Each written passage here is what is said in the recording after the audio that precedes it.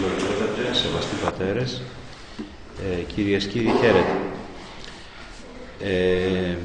Είναι ξεχωριστή τιμή και για μένα η πρόσκληση αυτή και θα ήθελα να ευχαριστήσω την Οργανωτική Επιτροπή για την τιμή αυτή που μου κάνετε να με συμπεριλάβατε στον κατάλογο των εισηγητών για το σεμινάριο αυτό των κατηχητών, το κατηχητικό σεμινάριο. Και θα προσπαθήσω από την δική μου μεριά να καταθέσω μερικά πράγματα από την εμπειρία μου κυρίως ως εικονογράφος, ούτως ώστε να μοιραστούμε αυτή την εμπειρία και να προοδεύουμε όλοι ως χριστιανοί και ως άνθρωποι γενικότερα. Αυτό για το οποίο θα σας μιλήσω σήμερα είναι αρκετά γενικό και θεωρητικό. Προτίμησα αυτό από το να μιλήσω για κάτι συγκεκριμένο και πολύ ειδικό, δηλαδή να αναπτύξω κάποια εικονογραφικά θέματα για τη θεολογία τους ή κάτι σχετικό, και προτίμησα μια πιο γενική εισήγηση, πιστεύοντας ότι θα ήταν έτσι βασικό και χρήσιμο να γνωρίζουμε κάποιες γενικότερες πληροφορίες. Οι ειδικές βέβαια πληροφορίες πάντα είναι σημαντικές, αλλά θεωρώ ή θεώρησα, εν πάση περιπτώσει, καλός ή κακός, ότι είναι καλό να καταθέσω κάποιες γενικότερες πληροφορίες, κάποιες πιο βασικές πληροφορίες. Αυτό για το οποίο θα σας μιλήσω είναι για το πώς λειτουργεί η εικόνα ή οι εικόνες, εν πάση περιπτώσει, ως εικονογραφικό σύνολο μέσα σε ένα ναό. Τι ακριβώς λειτουργίες κάνει η εικόνα. Συνήθως έχουμε την τάση την λειτουργία της εικόνας να την στενεύουμε και να την περιορίζουμε, και πολύ συχνά περιορίζουμε την εικόνα της λειτουργίας στο επίπεδο της παροχής κάποιων πληροφοριών θεολογικού επίπεδου, και μιλάμε πάρα πολύ συχνά για αυτό που λέμε θεολογία της εικόνας με έναν πολύ στενό όμως τρόπο, δηλαδή ότι η εικόνα είναι ένα αντικείμενο ή ένα αισθητικό γεγονός το οποίο παρέχει διάφορες θεολογικές πληροφορίες, οι οποίες ικανοποιούν το νου του ανθρώπου, τον διδάσκουν, αν θέλετε, σε ένα επίπεδο θεωρίας, και μένουμε συνήθως εκεί. Θα προσπαθήσω να σας αναπτύξω ακριβώς αυτό το θέμα, δηλαδή να σας δείξω ότι η εικόνα έχει πολύ διάστατη λειτουργία μέσα στο ναό και πάρα πολύ σύνθετη λειτουργία, και παρέχει πληροφορίες όχι μόνο νοητικές, αλλά στο επίπεδο της εμπειρίας, και ότι κατά κύριο λόγο σε τελική ανάλυση η εικόνα εκφράζει με τον καλύτερο και άριστο τρόπο την ορθόδοξη εκκλησιολογία. Αυτό θα είναι γενικότερα το αντικείμενό μου. Θα μπορούσα να χωρίσω τις λειτουργίες της εικόνας, εντελώς βέβαια σε ένα μεθοδολογικό πλαίσιο, απλώς για να γίνω κατανοητός, σε τρεις. Ότι έχουμε τρεις βασικές λειτουργίες. Η πρώτη λειτουργία θα την ονομάζαμε δογματική λειτουργία, θεολογική δογματική λειτουργία. Τι ακριβώς είναι αυτό και τι συμβαίνει. Η εικόνα, όπως τη γνωρίζουμε εμείς την ορθόδοξη εικόνα, είτε είναι μία είτε είναι ένα ολόκληρο εικονογραφικό σύστημα όπως είναι μέσα στο ναό, στην πραγματικότητα αποτελείται από δύο πράγματα. Το πρώτο, το οποίο είναι και το πιο σημαντικό και ουσιαστικό, είναι η μορφή των εικονιζομένων προσώπων. Η μορφή του Χριστού, για παράδειγμα, το πρόσωπό του. Αυτό είναι το πλέον σημαντικό στοιχείο σε μια εικόνα. Εάν αλλάξει αυτό, αν αντικαταστήσουμε τη μορφή του Χριστού, για παράδειγμα, με τη μορφή ενός άλλου ανθρώπου, τότε αυτό δεν είναι πλέον η εικόνα του Χριστού, είναι η εικόνα ενός άλλου ανθρώπου. Και ακριβώς για αυτό το πράγμα, για αυτό το στοιχείο, έγινε μια ολόκληρη έρηδα. Η εικονομαχία στην πραγματικότητα αφορούσε ακριβώς αυτό το στοιχείο. Δηλαδή, η Εκκλησία στη διάρκεια αυτού του 1,5 περίπου αιώνα που διήρκησε η εικονομαχία, προσπάθησε να πείσει τους εικονομάχους και γενικότερα να δείξει στην ανθρωπότητα ότι ο Χριστός, όπως κάθε άλλος κανονικός άνθρωπος, μπορεί να εικονίζεται με την ανθρώπινη μορφή του, ή για να το πω αλλιώς, η ανθρώπινη μορφή του Χριστού, που είναι η μορφή της θεανδρικής υπόστασής του, ότι είναι η εικόνα του. Εάν ο Χριστός δεν θα μπορούσε να εικονιστεί με τη μορφή αυτή, τότε θα σήμαινε ότι δεν ήταν κανονικός άνθρωπος, ότι δεν έγινε δηλαδή πραγματικά η ενανθρώπισή του, δεν προσέλαβε στην υπόστασή του την ανθρώπινη φύση και κατά συνέπεια, εφόσον δεν ήταν πραγματική η ενανθρώπιση, αυτό θα σήμαινε ότι δεν υπάρχει σωτηρία για τους ανθρώπους.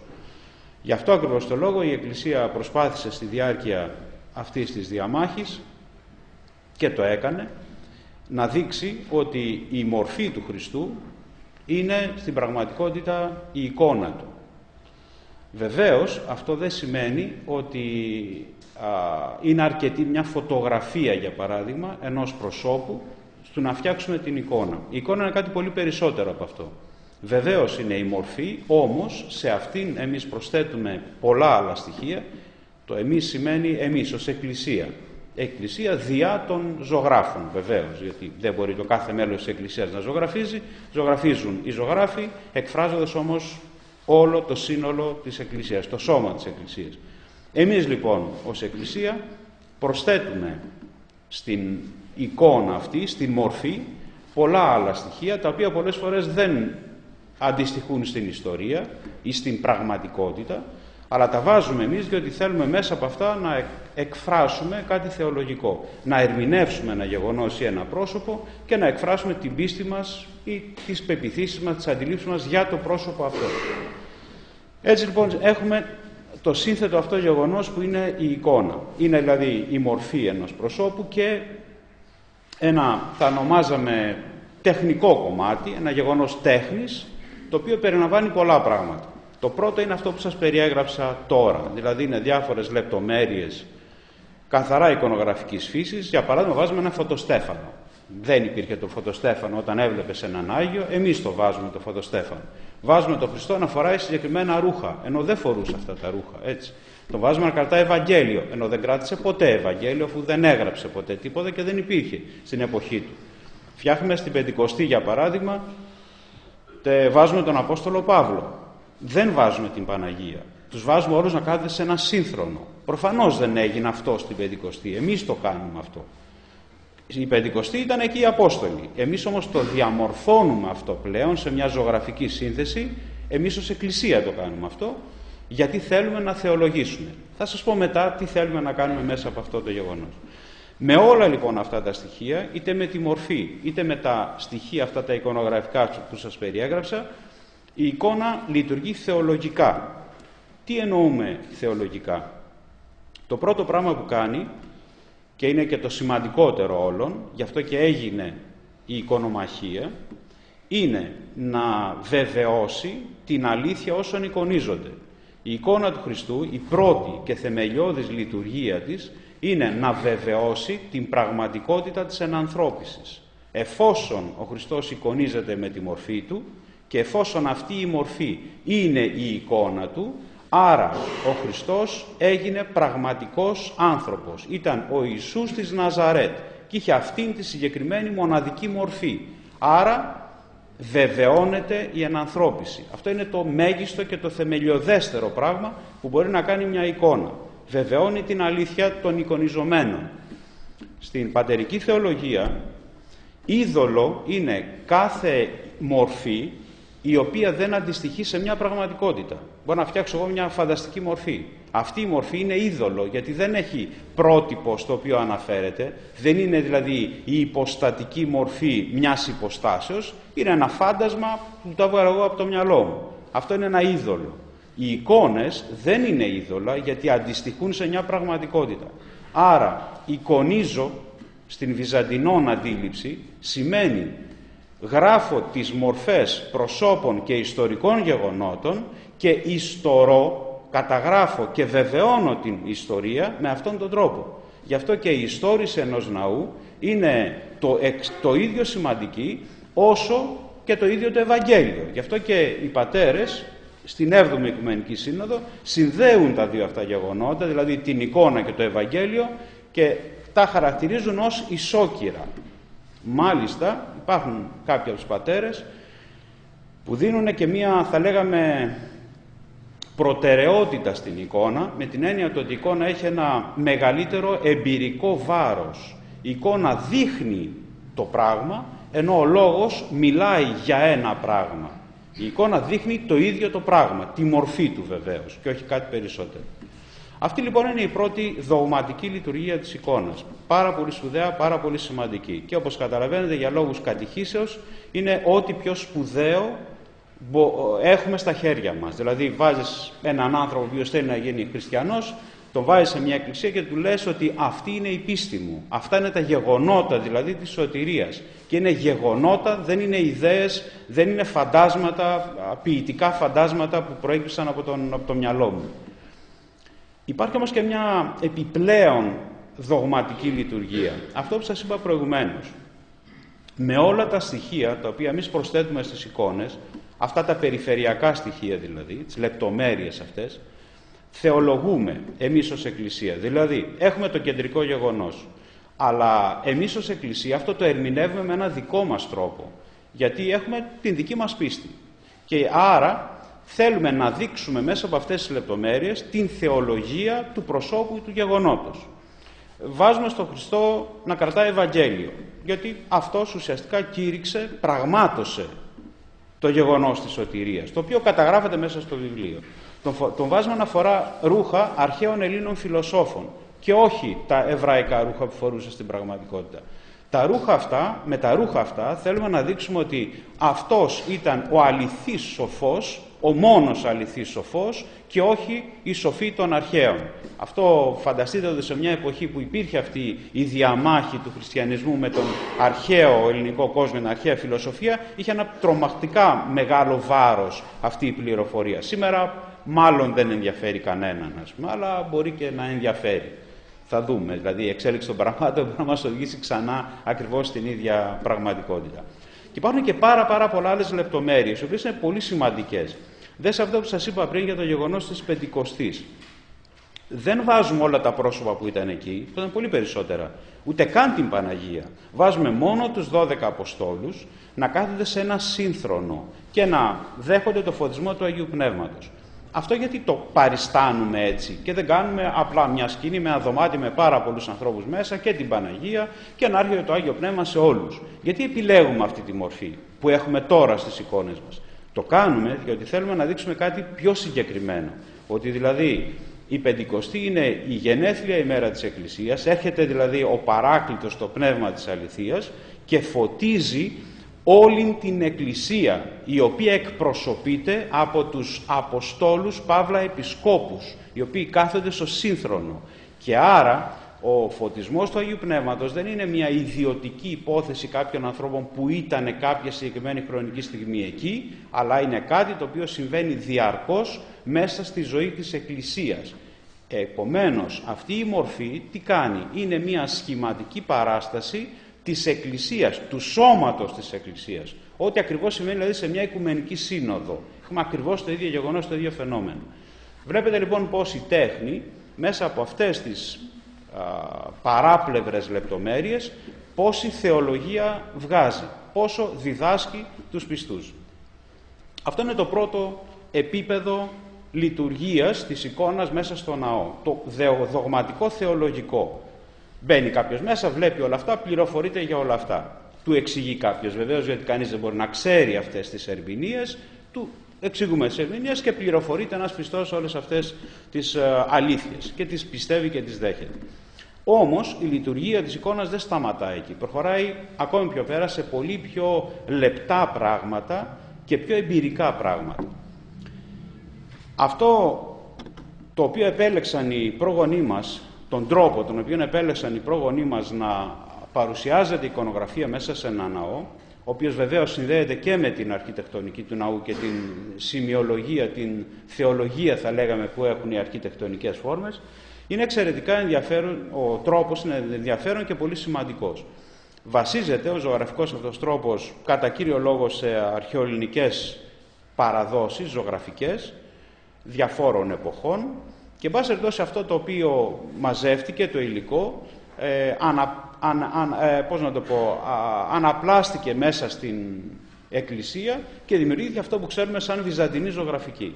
Αυτό είναι ένα ζωγραφικό σύστημα, είναι μια γλώσσα ζωγραφική δηλαδή, που σημαίνει τι? Ότι είναι διάφορες λύσεις ζωγραφικές που όλες μαζί αποτελούν ένα σύστημα. Η λέξη σύστημα είναι μια από τις πιο ωραίες ελληνικές λέξεις.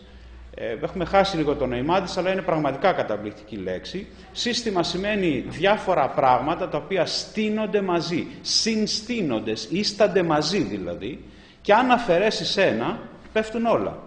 Είναι ένα πράγμα το οποίο δείχνει την οργανική σχέση δηλαδή διαφόρων πραγμάτων τα οποία στείνονται και δημιουργούν ένα σώμα. Όπως ένα σώμα, αν κόψεις κάτι, αυτό είναι ανάπηρο πια σώμα, δεν είναι ένα πλήρες σώμα.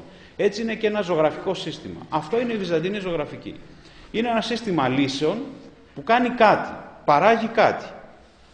Τι παράγει? Μιας και σήμερα είναι η γιορτή, γιορτάζουμε τον Άγιο Γρηγόριο τον Παλαμά και την θεολογία του, θα σας το συνδέσω λίγο με αυτό. Αυτό το οποίο πάντοτε η Εκκλησία, ήδη από τον 4ο αιώνα, που πολύ ξεκάθαρο ο Άγιος Βασίλειος αυτό το ξεκαθάρισε, ότι η κοινωνία μας στον Θεό δεν αφορά τη μετοχή μας στην ουσία, αλλά στις ενέργειες Του, οι οποίες είναι άκτιστες, θα διευκρινίσει ο Άγιος Γρηγόριος ο Παλαμάς το 14ο αιώνα, δεν είναι κτιστές αλλά άκτιστες, γιατί αυτό διευκρίνησε. Αυτό είναι πολύ σημαντικό, γιατί δείχνει τι πράγμα, ότι η κοινωνία γίνεται μέσω ενεργειών. Άρα η εικονογραφία που γίνεται μέσα σε ένα ναό οφείλει να είναι στην πραγματικότητα τι? Μία ενέργεια η οποία συνδυαζόμενη με την ενέργεια των θεατών να δημιουργεί ένα γεγονός κοινωνίας που να μοιάζει με αυτό που τελείται μέσα στο ναό. Μέσα στο ναό τελείται κατεξοχήν η ευχαριστία και βέβαια και όλα τα άλλα μυστήρια, δηλαδή η ένωση του Θεού και των ανθρώπων και θα λέγαμε η συσσωμάτωση των ανθρώπων στο σώμα του Χριστού και η θέωσή τους, η σωτηρία τους, η θέωσή τους. Αυτό γίνεται μέσα στο ναό στη Θεία Ευχαριστία. Ο ιερέας επικαλείται το Πνεύμα το Άγιο, γιατί έχει αυτή τη δυνατότητα να το κάνει ως ιερέας. Έρχεται το Πνεύμα το Άγιο εδώ και τώρα, στο χωρόχρονο της Θείας Λειτουργίας, και εμείς ως πιστοί μεταλαμβάνουμε στο σώμα και αίμα Χριστού. Αυτό γίνεται εδώ και τώρα, μέσα στο ναό, μέσα στο χωρόχρονο της ευχαριστίας. Ακριβώς το ίδιο πράγμα επιχείρησε να κάνει η εικονογραφία. Τι να κάνει δηλαδή? Δεν αρκέστηκε στο να απλώσει στους στίχους σκηνές και πρόσωπα από την Ιερή Ιστορία. Αυτό θα μπορούσε να το κάνει, να βάλει δηλαδή απλώς πράγματα που γίνανε και να μένουν αυτά στον δικό τους χωρόχρονο. Όπως έχει κάνει για παράδειγμα η αναγεννησιακή ζωγραφική, η οποία με άλλη φιλοσοφία και για άλλους λόγους που αν θέλετε μπορούμε αργότερα να το συζητήσουμε στη διάρκεια της συζήτησης, όταν ζωγράφισε την ενδιέφερε πιο πολύ, την αναγεννησιακή ζωγραφική δηλαδή, αν υποθέσουμε ότι αυτό είναι ένας πίνακας ζωγραφικός ή ένας στίχος, τους ενδιέφερε η ζωγραφική, το γεγονός δηλαδή, να βρίσκεται πίσω από την επιφάνεια σε ένα δικό του χωρόχρονο, σε έναν θα λέγαμε ζωγραφικό χώρο, ο οποίος είναι αυτονομημένος από τον χωρόχρονο των θεατών. Και έτσι στη Δύση αναπτύχθηκε η έννοια του εικονικού ως φανταστικού. Ακόμα και σήμερα στην δική μας γλώσσα, όταν λέμε ότι κάτι είναι εικονικό, λέμε ότι είναι φανταστικό, ότι δεν είναι πραγματικό δηλαδή. Αυτό δεν προέρχεται από τη δική μας παράδοση, αλλά από τη δυτική παράδοση, όπου το εικονικό είναι κάτι το οποίο ζει στις δικές του διαστάσεις αλλού. Έγινε κάποτε και ζει αλλού, δεν είναι εδώ. Αυτό το έκαναν οι δυτικοί για δικούς τους λόγους. Στη βυζαντινή παράδοση συμβαίνει το ακριβώς αντίθετο.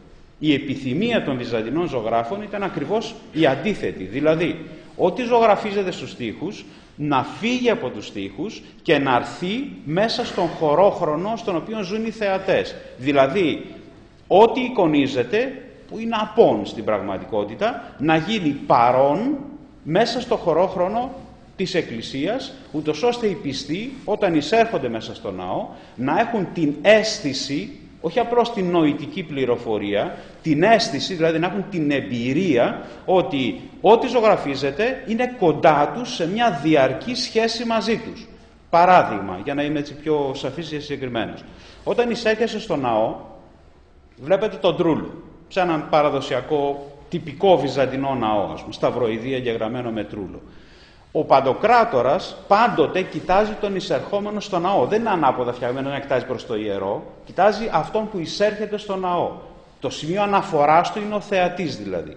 Και εάν είναι σωστά ζωγραφισμένος, θα πρέπει ο Παντοκράτορας, όπου κι αν σταθεί στο ναό, να σε βλέπει. Και εάν κινηθείς, να σε ακολουθεί παντού. Θα σε καταδιώκει παντού. Έχουμε μια καταπληκτική περιγραφή ακριβώς αυτού του πράγματος από έναν βυζαντινό λόγιο του 12ου αιώνα, τον Νικόλαο Μεσαρίτη, ο οποίος λέει, περιγράφει τον Παντοκράτορα του Ναού των Αγίων Αποστόλων, ο οποίος δεν σώζεται, ήταν ψηφιδωτά που καταστράφηκαν από τους Τούρκους, και περιγράφοντας τον Παντοκράτορα λέει ακριβώς αυτό, ότι είναι μεγαλοπρεπής και σπουδαίος, διότι ο Χριστός μοιάζει, ακούστε εδώ με πόσο ωραίο τρόπο περιγράφει με μία πρόταση όλη την ορθόδοξη εκκλησιολογία. Ο Παντοκράτορας, λέει, είναι έτσι φτιαγμένος ώστε να βλέπει τον κάθε έναν χωριστά και όλους μαζί. Αυτή ακριβώς την αίσθηση οφείλει να έχει κανείς όταν μπει σε έναν ναό μέσα, ορθόδοξο ζωγραφισμένο ναό. Ότι δηλαδή, όχι μόνο ο Παντοκράτορας, αλλά ό,τι υπάρχει μέσα στο ναό, ότι κοιτάζει τον κάθε έναν μαζί και όλους, τον καθένα χωριστά και όλους μαζί. Ότι δηλαδή ταυτόχρονα έχεις προσωπική σχέση με τον Χριστό, αλλά ότι η σχέση αυτή δεν τελειώνει και αρχίζει σε σένα, αλλά αφορά όλους τους υπολείπους, αφορά όλο τον κόσμο. Ότι ενώνει δηλαδή ουσιαστικά στο πρόσωπό του όλον τον κόσμο, όλους τους ανθρώπους, όλη την πραγματικότητα. Άρα, μπαίνοντας μέσα στο χώρο του ναού κανείς, θα πρέπει να εισπράττει αυτή την αίσθηση. Αυτό το πέτυχαν οι Βυζαντινοί. Το πέτυχαν ακολουθώντας αρχαιοελληνικά διδάγματα, διαμορφώνοντας ένα ζωγραφικό σύστημα, που είναι αυτό που ξέρουμε σήμερα σαν βυζαντινό σύστημα, και εν πάση περιπτώσει με αυτόν τον τρόπο πέτυχαν να φέρουν όσα εικονίζονται, που δεν είναι παρόντα, να τα κάνουν παρόντα μέσα από ένα σύστημα ζωγραφικών λύσεων. Έτσι, όταν μπαίνεις μέσα στο ναό, έχεις την αίσθηση ότι οι Άγιοι είναι εδώ, ότι είναι σε σχέση μαζί σου, σε ακολουθούν, σου μιλούν, γι' αυτό κρατάνε ηλιτάρια που απευθύνονται σε σένα. Αλλιώς δεν πήγε κανένα λόγο να κρατούν τα ηλιτάρια και να σε συμβουλεύουν, ας πούμε. Εμάς συμβουλεύει ο Άγιος Αντώνιος να λέει «φεύγε τα σπαγίδας του διαβόλου». Δεν συμβουλεύει το Θεό, ας πούμε, εμάς συμβουλεύει. Και σε κοιτάζει, σε συμβουλεύει, σε παροτρύνει να αγωνιστείς πνευματικά κτλ. Άρα, για να το συνοψίσω λίγο αυτό το κομμάτι, μέσω του ζωγραφικού συστήματος του Βυζαντινού, η εικόνα έχει μια πραγματικά εκπληκτική λειτουργία. Δηλαδή, εκφράζει στην πραγματικότητα την ορθόδοξη εκκλησιολογία της των πάντων ενότητος, αυτό το οποίο ευχόμεθα στη Θεία Λειτουργία δηλαδή, το πραγματώνει σε αισθητικό επίπεδο. Μπαίνοντας στο ναό, αισθάνεσαι ότι όλα είναι εν Χριστώ ενωμένα. Αν είχαμε χρόνο, θα μπορούσα να το προχωρήσω ακόμα πιο πέρα αυτό, για να δείτε ότι αυτή η πραγμάτωση της ενότητας είναι σε πολλαπλά επίπεδα και αφορά και την ίδια την εικόνα εσωτερικά, όπου υπάρχει μια νηπτική διαδικασία, νύψης δηλαδή, όπου στοιχεία ετερόκλητα συμφιλιώνονται και ότι παράγεται μέσα στην εικόνα ένα κλίμα παραδείσου, δηλαδή εσχατολογικές ποιότητες παράγονται μέσα στην εικόνα, οι οποίες και αυτές, εφόσον έρχεται εδώ η εικόνα, έρχονται και αυτές εδώ και επομένως μεταφέρουν μέσα στο ναό αυτές τις ποιότητες, δημιουργώντας αυτό που ο Άγιος Γερμανός Κωνσταντινούπολος λέει, ότι ο ναός είναι στην πραγματικότητα ουρανός, στον οποίο ο Θεός κατοικεί και περπατάει. Δηλαδή γίνεται ουσιαστικά ένας επίγειος παράδεισος η Εκκλησία μέσα από όλη αυτή τη διαδικασία. Αυτό το κάνει η εικονογραφία και το κάνει, προσέξτε και αυτό είναι σημαντικό, δεν το κάνει με ένα αφήγημα, δηλαδή με λόγια, το κάνει σε ένα επίπεδο εμπειρίας. Ακόμη και ένας άνθρωπος ο οποίος δεν έχει γνώσεις θα το αισθανθεί. Ακόμη και ένας άπιστος θα το αισθανθεί. Γι' αυτό και άνθρωποι οι οποίοι δεν είναι πιστοί, πάρα πολύ συχνά όταν μπαίνουν σε έναν σωστά, καλά φτιαγμένον ορθόδοξο ναό, θα αισθανθούν κάτι. Θα εισπράξουν κάτι από τις ποιότητες που σας περιέγραψα. Σίγουρα θα αισθανθούν την παρουσία των εικονιζομένων, αλλά θα αισθανθούν και κάτι από τις εσχατολογικές αυτές ποιότητες που σας είπα προηγουμένως. Αυτή λοιπόν είναι η δεύτερη λειτουργία. Δεν θέλω να μακρηγορήσω. Αν χρειάζεται αργότερα μπορούμε να το συζητήσουμε όταν θα υπάρχει αυτή η δυνατότητα. Και να περάσω και στην τρίτη λειτουργία, η οποία επίσης είναι εξαιρετικά σημαντική. Η λειτουργία αυτή θα την ονόμαζα, ας πούμε, καλλιτεχνική, ποιητική ή και πολιτιστική λειτουργία. Αυτό τι είναι? Ακόμη και ένας αδαής, αν πάρει ένα βιβλίο με βυζαντινές εικόνες και το ξεφυλίσει, θα δείτε ότι η εικόνα δεν είναι ποτέ ένα στατικό πράγμα. Βεβαίως ο Χριστός είναι πάντα ίδιος. Αν δείτε εικόνες Χριστού από τον 7ο αιώνα μέχρι σήμερα, ορθόδοξες έτσι, πάντοτε θα βλέπετε την ίδια μορφή. Όμως η τεχνοτροπία των εικόνων, το στυλ τους ας πούμε, αλλάζει.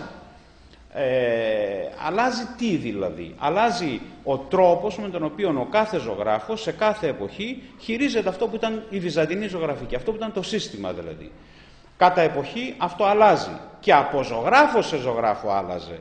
Δηλαδή αν πάρετε την κριτική σχολή για παράδειγμα, που είναι αρκετά τυποποιημένη, γιατί αν πάμε πιο παλιά στους παλαιολόγους είναι πολύ πιο πρωτότυποι ζωγράφοι, αλλά ακόμα και στην κριτική σχολή να πάμε που τυποποιείται κάπως η ζωγραφική, και για εμπορικούς ακόμα λόγους έγινε αυτό, και διότι ανακαλύφθηκε το χαρτί, που ήταν μια συμφορά αυτό για την τέχνη, ξέρετε. Γιατί μπορούσαν να κάνουν αμφίβολα. Πριν δεν μπορούσαν να κάνουν αντίγραφα, πώς θα τα κάνανε? Ενώ αφού από το 16ο αιώνα που έχουμε πια μεγάλα χαρτιά, το βάζει στον τοίχο και έκανε ένα αντίγραφο ο άλλος. Άρα τυποποιείται κάπως η εικονογραφία. Παρά τα αυτά όμως, και στα πλαίσια της κριτικής σχολής, επίτηδες την αναφέρω ως δείγμα, και εκεί θα δείτε πάρα πολύ ενδιαφέρουσες προσωπικές καταθέσεις. Δηλαδή, άμα δείτε το Θεοφάνη, τον Τζόρτζι, τον Φράγκο Κατελάνο, θα δείτε πολύ διαφορετικές ζωγραφικές στα πλαίσια της κριτικής σχολής, στο πλαίσιο της βυζαντινής ζωγραφικής. Άρα βλέπουμε μια πραγματικά δημιουργική κατάθεση από διάφορους ζωγράφους.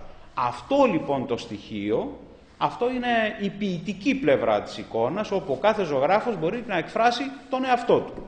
Τον εαυτό του, την εποχή του, και πάρα πολλά άλλα πράγματα, τα οποία δεν μπορούμε να τα προσδιορίσουμε. Αυτό είναι αναπόσπαστο κομμάτι της εικόνας και είναι λειτουργία της εικόνας και είναι πάρα πολύ σημαντική λειτουργία. Σκεφτείτε ότι αυτή ακριβώς η λειτουργία μας δίνει τη δυνατότητα ως Ορθοδόξους να μπορούμε να πάμε να κάνουμε ιεραποστολή σε έναν λαό και να μην τον αναγκάσουμε, να μην αναγκάσουμε τους Αφρικανούς να βλέπουν εικόνες κριτικής σχολής. Αυτή η λειτουργία θα μας επέτρεπε, όπως επέτρεψε ας πούμε στον Κύριλλο και στο Μεθόδιο να μεταφράσουν το Ευαγγέλιο και τα Ιερά Κείμενα, θα επέτρεπε να μεταφραστούν οι εικόνες μας, χωρίς να πάψουν να είναι εικόνες. Δεν εννοώ ότι θα φτιάξουμε έναν διαφορετικό Χριστό, έναν Κινέζο Χριστό. Θα είναι ο Χριστός που ήταν Εβραίος, θα είναι φτιαγμένος όμως με έναν ζωγραφικό τρόπο, ο οποίος θα μπορούσε να είναι κινέζικος. Να αλλάξει δηλαδή η γλώσσα, μένοντας η ουσία. Αυτό μας το επιτρέπει, αν θέλετε, η τελευταία αυτή λειτουργία των εικόνων, που είναι εξαιρετικά σημαντική, πολύ σπουδαία, και βεβαίως μέσω αυτού η Εκκλησία έχει, αν θέλετε, και μία πολιτισμική κατάθεση που είχε πάντα στο παρελθόν, σήμερα δεν έχει πια, και αυτό είναι ένα πράγμα που πρέπει να μας απασχολήσει και διότι είναι επώδυνο. Είχε πάντοτε η Εκκλησία αυτή την δυνατότητα, δηλαδή να παράγει πολιτισμό, να δημιουργεί μορφές, να αναπλάθει τον πολιτισμό που υπήρχε μέχρι τότε, να προσλαμβάνει στοιχεία και να τα αφομοιώνει και πραγματικά να παράγει διαρκώς καινούργια πράγματα. Αυτή η λειτουργία μας επιτρέπει να κάνουμε ακριβώς αυτό το πράγμα. Για να συνοψίσω λοιπόν, για να μην μακρηγορώ και να δώσω το λόγο στον πατέρα Σταμάτη, η εικόνα είναι ένα πολυδιάστατο γεγονός, ειδικά όταν λειτουργεί μέσα στο ναό. Μας διδάσκει σε πολλαπλά επίπεδα. Αφενός μας βεβαιώνει την αλήθεια, μας μεταφέρει την ορθόδοξη ερμηνεία των πραγμάτων και από την άλλη μεριά μας παρέχει μια εμπειρία, κυριολεκτικά αισθητική και πνευματική εμπειρία της ορθόδοξης εκκλησιολογίας, του πώς δηλαδή υπάρχουμε μεταξύ μας ως πιστοί και σε αναφορά με τον Χριστό, και βεβαίως από την άλλη μεριά η εικόνα μας είναι ένας μάρτυρας και μας δίνει γεύση του πολιτισμού και του τρόπου ύπαρξης με τον οποίο η Εκκλησία σε κάθε χρονική στιγμή υπάρχει. Αυτά προς το παρόν. Ευχαριστώ.